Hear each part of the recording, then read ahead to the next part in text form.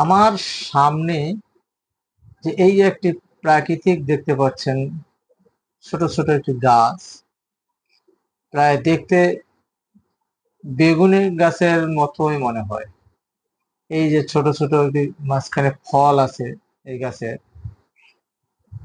এই গাছটির নাম হচ্ছে অশ্বগন্ধা।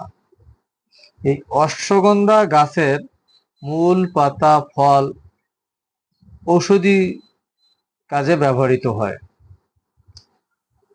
অশ্বগন্ধা গাছের মূল, পাতা, ফল থেকে প্রাকৃতিক উপায় অনেক রোগ থেকে আল্লাহ পাক মুক্তি দেন।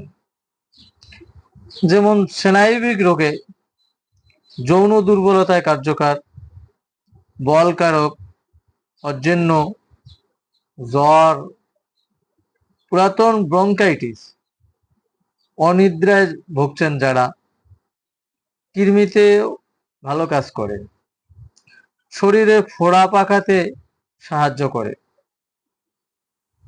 এই এই অশ্বগন্ধা গাছের এর শিকড় থেকে শুকিয়ে এটাকে পাউডার করে নিতে হয়। অনেক সময় দেখা যায় শরীরে ফোড়া ওঠে। এই অশ্বগন্ধা মূল বেটে একটু গরম করে দিনে 2 বার ব্যবহার করলে সহজে ফোড়া থেকে ময়লাগুলি বের হয়ে যায়, তখন অনেকটা আরোগ্য হয় এবং সুস্থ হয়ে যায়।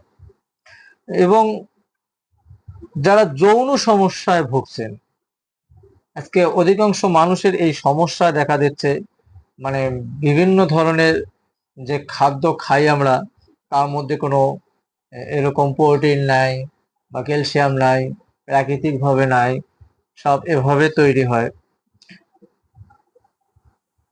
স্বামী স্ত্রী মেলামেশায় কোনো আগ্রহ নেই, মনের দুর্বলতা কাজ করছে, অথবা বার্ধক্যজনিত সমস্যা হতে পারে।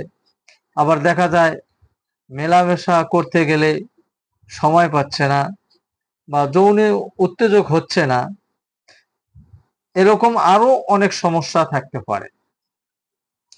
তারা করতে পারেন অশ্বগন্ধা মূলের গুঁড়া সমপরিমাণ ঘি ও মধুর সাথে মিশিয়ে খেলে এই যৌন সমস্যাগুলি ভালো হবে ইনশাল্লাহ।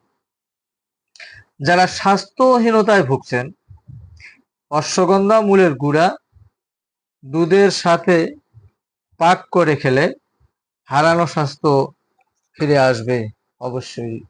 সবাই ভালো থাকেন, সুস্থ থাকবেন, এই কামনায় করছি। আল্লাহ হাফেজ।